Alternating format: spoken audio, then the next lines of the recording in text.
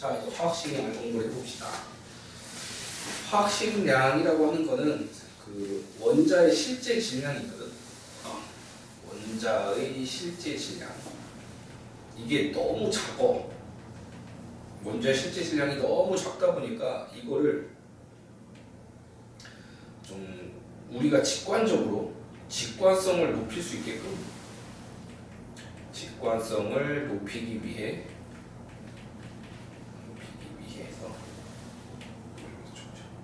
직관성을 높이기 위해서 그 상대 질량으로 바꾼 거, 이거를 우리가 화학식량이라고 하는 거야. 예를 들면 이거 봐, 수소의 실제 질량 너무 작지? 이거 심지어 과학적 표기법으로 그 정수 영역과 숫자 영역이랑 자릿수 영역을 이렇게 분리를 해놓으니까 그나마 조금 비교라도 되는데, 직관성이 떨어진다라고 하는 게 뭐냐면 이 숫자를 보고서 탄소가 수소의 몇 배 정도 무거운지가 보여? 안 보이잖아. 그치? 이게 보이면은 말이 안 돼. 심지어 뭐 산소가 수소보다, 아니 탄소보다 몇 배 무겁냐 하면은 안 보인다고. 이게 직관성이 떨어진다고, 이런 걸. 그래서 어떻게 하냐면 얘 어떤 물질 하나를 잡고서 상대적인 수치로 표현하겠다는 거야. 정수 영역으로 끌어올릴 거야. 정수 영역 아니 자연수라고 하자. 자연수 영역으로 끄집어 올릴 건데, 숫자를 탄소를 이제 12로 기준을 봐. 그러고서 비례식을 쓰는 거야. 얘가 12면 얘는 몇일까 하고서 비례식을 세워보면은 얘가 약 1이 나와. 약 1. 얘는 그러면 몇이 나오냐? 약 16이 나와. 비례식 세워보면 1.99 곱하기 12 마이너스 23을 12대, 그 다음에 2.66 곱하기 12 마이너스 23은 몇일까 하고 계산해보면 이렇게 된다고. 그럼 숫자를 이 소수점 한참 밑에 있던 거를 무슨 숫자라고 표현하냐? 아무튼 직관상에 사야지. 보이잖아. 12배, 16배, 3분의 4배 보인단 말이지. 그래서 이제 실제 질량 쓰지 말고 상대적인 질량을 쓰자라고 하고, 이 상대적인 질량은 우리가 뭐라고 표현한 거야? 화학식량이라고 표현한 거야. 화학식량. 특히 여기서는 이제 화학식량 중에서도 원자량이라고 표현을 할게. 화학식량이 또 종류가 여러 개가 있거든. 원자량이 있고, 분자량이 있고, 실험식량이 있거든. 그 중에서 지금은 원자량을 본 거야. 화학식량 중에서도 원자량이 각각 이렇게 됐다. 지금 여기 보면 그 탄소 12짜리 여기 혹시 뭔지 알아? 위에 있는 숫자? 위에 있는 총. 저거? 그 옆에다 따로 정리해줄게. 여기 원소 기호 적을 때 첫 글자는 대문자, 두 번째는 소문자 적고, 밑에도 숫자 붙일 수 있고 위에도 숫자 붙일 수 있는데, 밑에 붙이는 숫자가 그 원자 번호, 즉 양성자 수가 되지. 원자 번호 가로치고 양성자 수가 되고, 그다음 위에 있는 번호는 그 질량수라고 그래. 들어봤나? 아, 질량. 질량수. 그래서 얘는 양성자 수랑 중성자 수를 합친 거. 전자는 너무 가벼우니까 무시한다. 전자 개수는. 양성자, 중성자 합친 거를 이제 질량수라고 한다. 예를 들면 뭐 Na11에 23에 플러스다라고 하면 이 녀석의 양성자 수, 중성자 수, 전자 수를 대답할 수 있어야 돼. 그럼 여기 양성자 몇 개 있지? 11개. 중성자 몇 개 있지? 12개. 전자 몇 개 있게? 이거 양이냐? 아, 양이. 플러스 양이요. 10개. 그렇지, 10개. 이런 식으로 이제 표현할 수 있거든. 이걸 보면.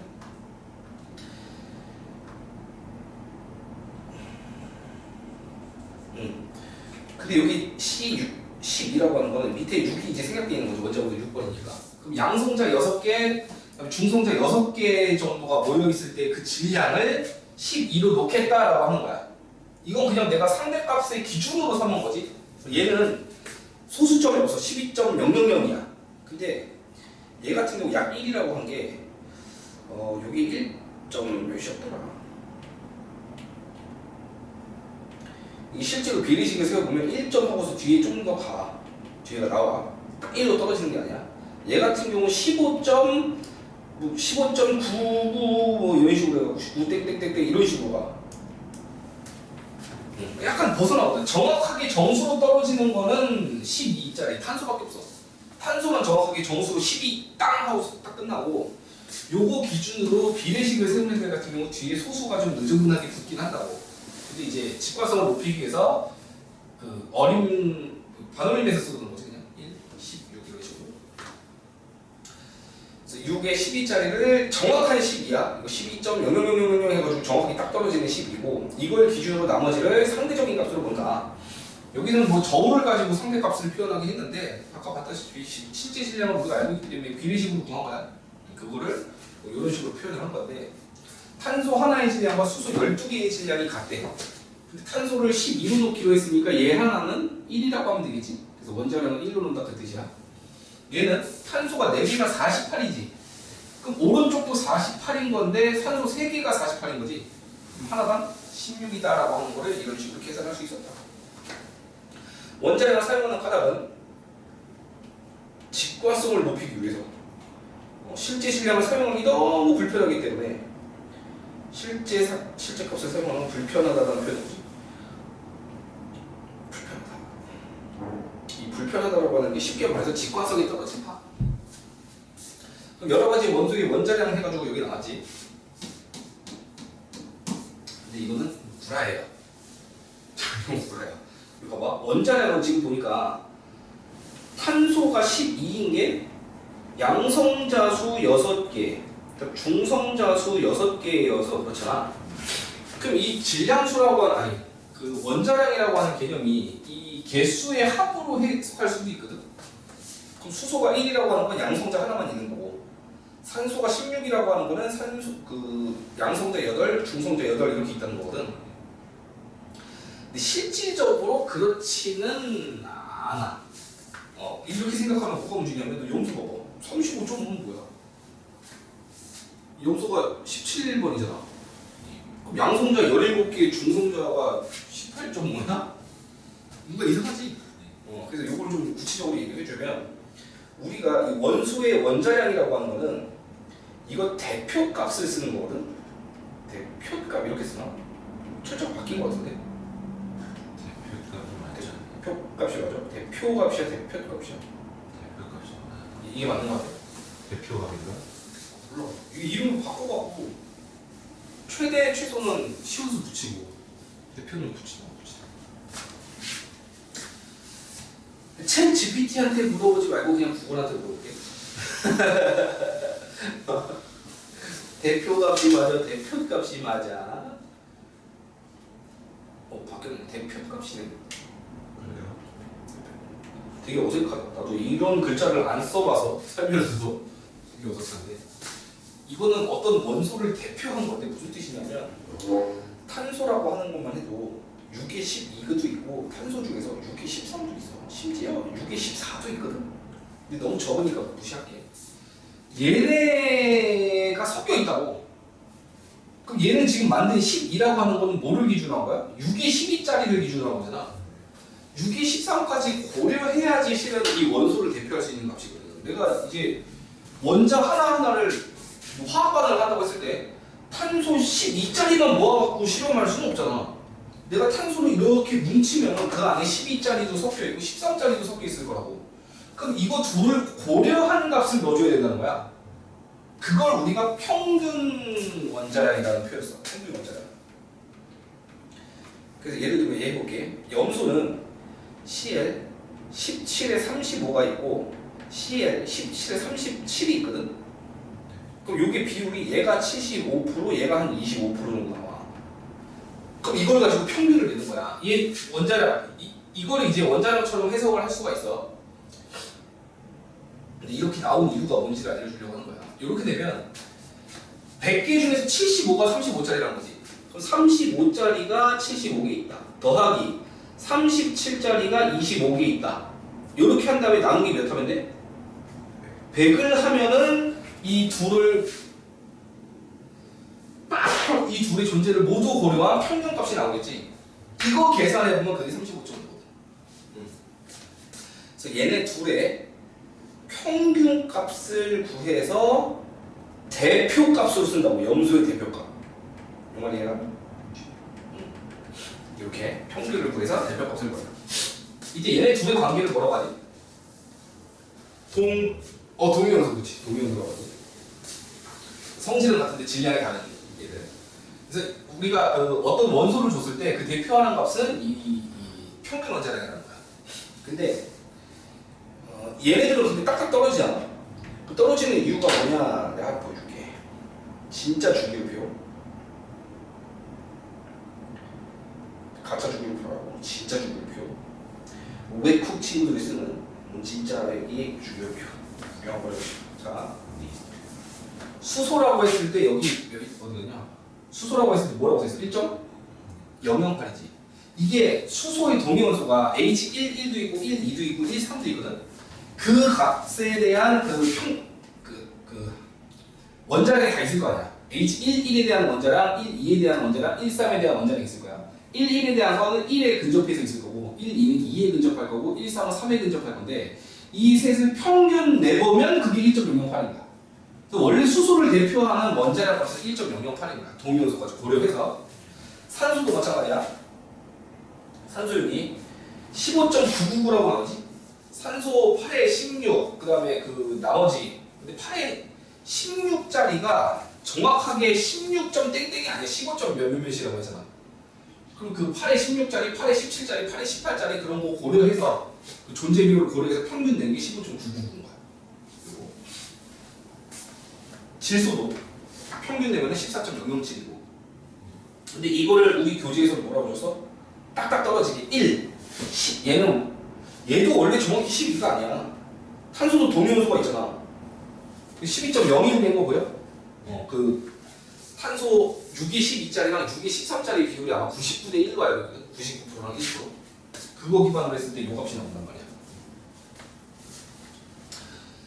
그래서 탄소의 얘도 이 우리가 대표할 수 있는 원소를 대표하는 평균 원자량은 동위원소의 존재 비율을 고려한 평균값을 쓴다.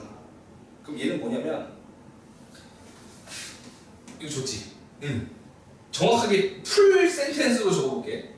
여러 가지 원소의 평균 원자량의 반올림 값이야. 알겠어? 평균 원자량의 반올림 값. 소수를 날리고 써야지 우리가 좀 더 불편하지 않을 거 아니야. 그래서 이렇게 하고 이렇게 좀 애매한 거는 35.5라고 소수점까지 정확하게 살려줬고 나머지 같은 경우는 다 이런 식으로 반올림 해갖고 그 녀석을 대표로 사용하더라라는 거. 이해했지 이거?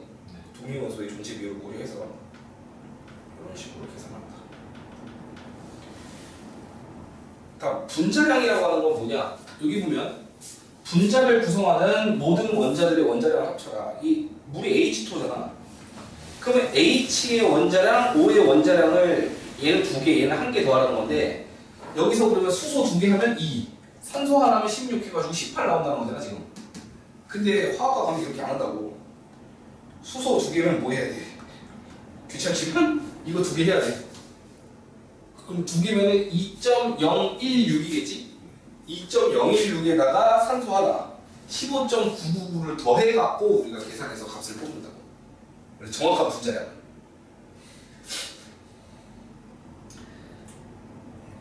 되게 다행이지. 이 반올림 값을 준다는 게 되게 다행이지. 출판사 중에서 화학책을 출판하는 출판사가 많겠지? 천재 출판사는 지금 내가 한 방식대로 해. 물 계산할 때 물 계산할 때 소수 좀 살려서 계산한다고 걔네. 그래서 좀 저 계산하는 게 기도 문제야. 시간 정말. 그럴 수 있지. 천재교육과서 같은 경우는 아예 서술이 소수점 두째 자까지까지 살려갖고 여기다 적어놨다고. 천재들. 근데 그 출판사를 제외한 나머지 책들은 다 이렇게 반올림한 값을 써. 됐죠? 그럼 이제 원자량 알았고, 분자량 알았고, 그 마지막이 요거 나오면 이거 소금이잖아. 그럼 소금에 대한 화학식량은 우리가 실험식량이라고 하겠지. 근데 얘 뭐라고 적어놨어 지금? 화학식량이라고 적어놨지. 이거 어디서? 요걸 적어놨잖아. 실험식량이라고 안 하고. 예, 원자량 대신에 화학식량 해도 돼. 오케이야. 분자량 대신에 화학식량 해도 돼. 실험식량 대신에 화학식량 해도 돼. 근데 이거는 원자량, 이건 분자량이라고 적고서 얘는 화학식량이라고 썼어. 난 이유를 알 것 같아. 원래 이런 식으로 정리하려면 저기 실험식량 적는 게 맞잖아. 실질적으로 우리가 지금 하고 있는 건 15계정이고 2009계정 때는 이거 이름 실험식량으로 가르쳤어. 근데 실험식량을 하는 순간 뭔가 실험식도 가르쳐야 되는 상황이 온 거지. 그래갖고 뺀 거야 그냥. 실험식을 안 가르치려고 그냥. 그런 과정에 예상식이 빠진 거고. 화학식량은 그러면 얘를 구성하는 가장 간단한 비 실험식이고 그 실험식에 대한 원자량의 합을 구한 거지. 그 나트륨이 23이었고 CL은 35.5. 둘을 더해갖고 58.5가 나왔다. 요거. 그다음에 몰 개념인데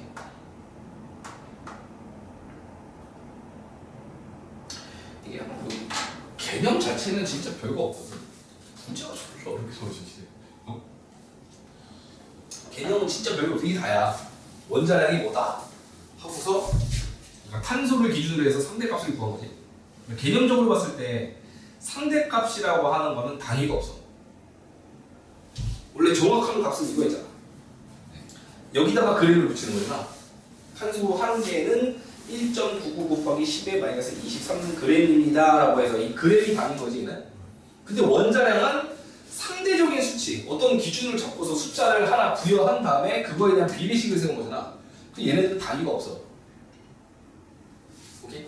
이 화학식량이라고 하는 건 단위가 없다고. 근데 단위가 없으니까 측정할 수가 없지. 단위가 없으면 측정할 수가 없어. 그래서 무슨 생각을 했냐면 강제로 그램을 붙여놓은 거야. 강제로. 그러면 요 원자들이 여러 개가 모이면 그램을 붙일 수 있지 않을까? 그 얘를 지금 상대적인 값으로 표현했잖아. 요 비율을 그대로 살려갖고 이렇게 적었지. 그러면 여기에 그램을 붙일 때 필요한 개수도 똑같지 않을까 얘랑? 왜냐면 같은 비율이거든. 요거에 대한 이거의 비율, 요거에 대한 요거의 비율을 지금 12 기준으로 표현한 것 뿐이잖아. 그러니까 여기에서 여러 개가 필요하면은 같은 개수만큼 여러 개가 있으면 얘도 그램 붙일 수 있을 거라고. 또 여기에도 여러 개가 존재한다면 이 질량이 여러 개가 모여갖고 16g이 될 수도 있겠지. 이렇게 될 수 있을 거야. 이때 궁금한 거지 과학자들은. 도대체 이게 얼만큼의 여러 개일까? 몇 개가 모이면은 그램을 붙일 수 있을까? 그럼 계산하는 방법 간단해. 12 나누기 1.99 곱하기 10의 마이너스 20 하면 되겠지. 맞아? 그렇게 계산을 때려보면 해줄까? 12 나누기 1.99 곱하기 10의 마이너스 23승. 요거 먼저 이렇게 보자. 계산기를 좀 도움 받을게. 다 힘드니까. 계산기 그거 소수짜리. 그 자리수 따로 할 거예요. 자리수 따로 앞에 숫자만. 12 나누기 1.99를 하면 이게 앞에가 6.03이 나와. 여기 앞에 6.03 나와. 그 다음에 10의 마이너스 23을 나눴으니까 얘는 10의 플러스 23이겠지. 이만큼의 개수가 있으면은 저 화학식량에다가 그램을 부여할 수 있게 된다고. 맞지? 되게 의미 있는 숫자 아니야? 이 되게 의미 있는 이 숫자를 우리가 뭐라고 부르는 거야? 아보가드로 수라고 부르는 거고, 이 아보가드로 수를 맨날 얘기할 때마다 탄소는 12g인데 6.0 여기는 6.03으로 한다면 6.02뭐 이렇게 생각하는데 0이 그지? 6.02 곱하기 10의 23승계가 모이면 12g입니다 라고 하려면 너무 많이 말을 해야 되잖아. 그래서 이거에 대한 묶음 단위를 만든 거야. 그 묶음 단위가 뭔가요? 뭘? 탄소가 1몰 모이면 12g 된다라는 거지. 그렇지? 그래서 단위를 부여할 수 있게 되고 그때부터 이제 측정 가능한 영역으로 넘어오는 거예요. 화학식량이. 그래서 몰이라고 하는 개념 배웠고, 이 몰이라고 하는 개념은 아보가드로 수를 그냥 1로 묶은 거지. 이 아보가드로 수는 실은 바뀔 수가 있어. 이게 정수 딱 떨어지게 한 게 얘 아니냐? 12.000. 그때는 얘는 1보다 좀 크다고 그랬어. 얘는 16보다 좀 작다고 그랬고. 이 원자량 기준을 실제 역사예요, 역사. 지금은 우리가 탄소 12 가지고 쓰는데 옛날에는 수소 가지고 쓴 적도 있었어. 그럼 수소를 딱 정수화시키는 거야. 1.0000 딱 떨어지게. 1 하고서 아무것도 떨어지지 않게끔. 그러면 얘는 12보다 커질까 12보다 작아질까? 작아지겠지. 11.9 하고서 땡땡 이런 식으로 가겠지. 그러면 아보가드로 수가 바뀔 거고요. 아까 12g 모일 때가 6.02 곱하기 12, 23잖아. 그럼 요만큼이 되려면 그 숫자보다 작아질 거라고. 그래서 수소를 원자량 기준으로 삼으면 아보가드로 수가 줄어. 요거 좀 적어놓을게. 만약에 얘를 원자량 기준으로 잡고 원자량 기준 1로 잡으면 요 경우에 아보가드로 수가 어떻게 된다고? 줄어든다고. 왜냐하면 얘가 지금 1점 하고서 좀 더 컸는데 이걸 줄였잖아. 줄였으면 12.000도 줄 거라고. 그럼 그 줄어든 만큼의 개수니까 이 여러 개에 해당하는 개수를 주겠지. 이렇게. 근데 반대로 얘는 해석이 바뀌어. 요걸 원자량 기준으로 잡고 얘를 정확하게 떨어지는 숫자 16으로 잡아버려. 그럼 얘를 16으로 잡아버리면 조금 올렸지. 그럼 얘도 조금 올라가겠지. 그럼 그 조금 올라간 개수를 채우려면 여러 개가 많아져 적어져? 많아져. 그때는 아보가드로 수가 커진다.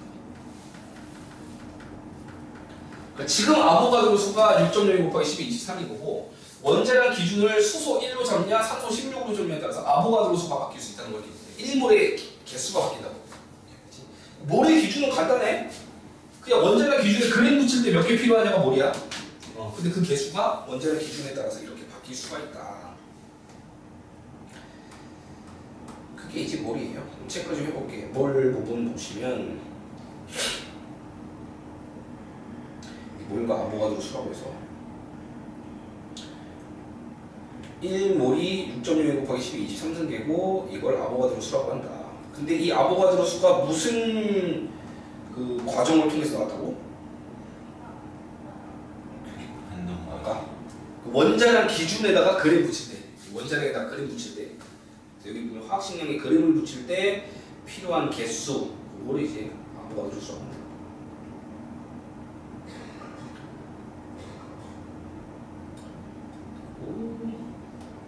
여기만 하면 될 것 같아.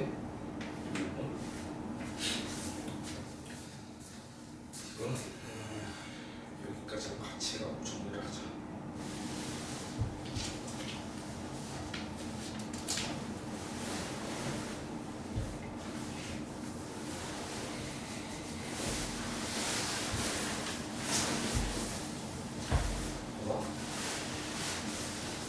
몰을 기준으로 해서 1몰에 질량이 있고 1몰에 부피가 있고 1몰에 개수가 있거든.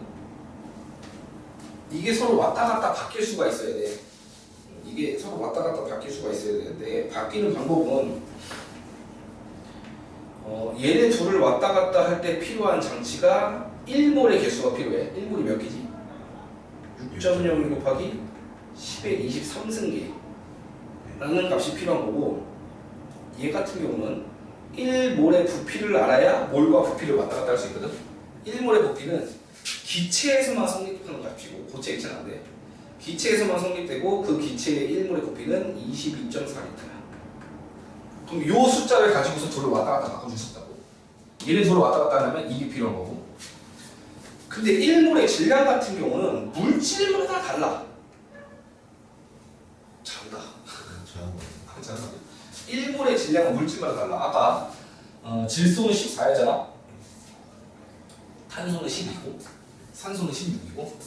그렇기 때문에 이걸 정확하게 뭐라고 잡을 수는 없어. 대신 이렇게 표현할 수 있지.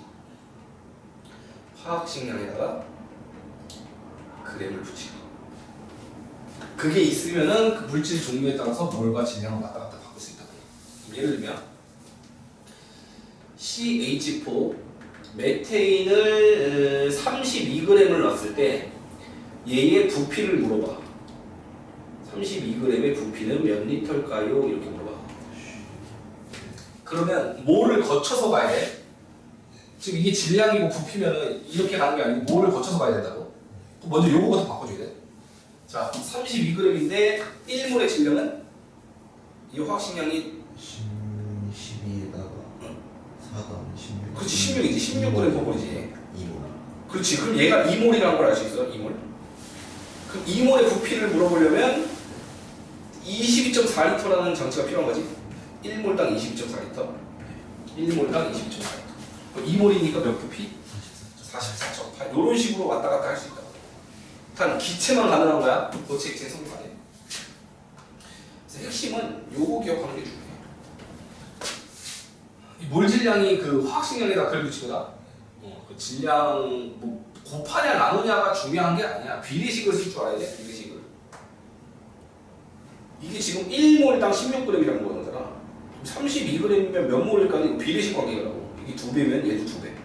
알지? 곱하냐 나누냐에 너무 연연할 필요는 없지만 그냥 만약에 뭘로 바꿔야 된다라고 하면은 뭘로 바꿔야 된다고 하면 그 1몰 기준으로 나눠주면 뭘로 바꿀 수 있다고. 1몰 기준으로 나눠주면. 그럼 22.4가 진리의 값이 아니야. 온도와 압력에 따라 바뀔 수 있어. 이 온도에 따라 바뀌는 게 샤넬 법칙이고 압력에 따라 바뀐다는가 그 보일러 법칙이지. 바뀔 수 있어서 문제 풀다 보면 이게 막 25리터일 때가 있단 말이야. 나는 22.4로 배웠는데 왜 지금 25리터인가요? 라고 하지 말고 온도와 압력이 다른가 보다 생각하면 돼. 그래서 각 값들을 1몰 기준으로 나누면 몰값으로 된다는 거 정도만 알면 될 것 같아. 다음 여기 보면 무슨 내용이 나오냐면 밀도비는 분자량의 비와 같다 이런 얘기 있거든. 밀도비는 분자량의 비와 같다. 밀도의 비는 분자량의 비와 같다. 이게 비지 5분의 뭐가? 예를 들어서 질소와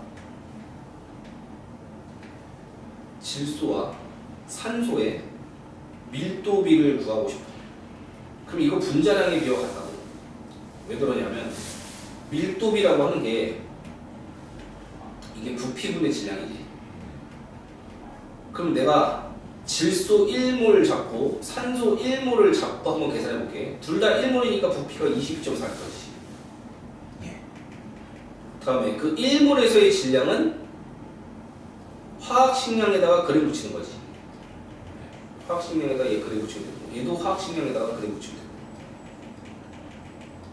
그 말은 이 밀도의 비율은 이 분모가 22.2니까 생각되잖아. 그 화학식량의 비와 같다. 즉 분자량의 비와 같다.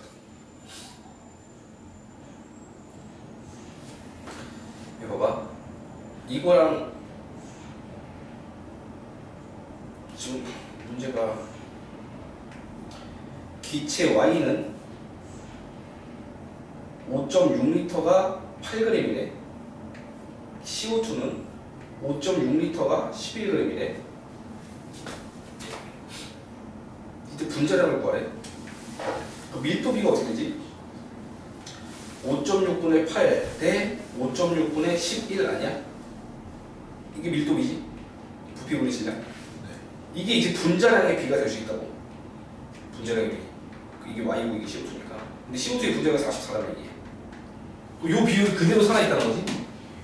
그럼 얘가 5.6은 어차피 사라지니까 11대 8이니까 32. 이렇게 구할 수 있더라라고 하는 게 밀도비는 분자량비의 의미다. 뒤에 여기 풀어보시고 33 풀고 34까지 한번 해봐.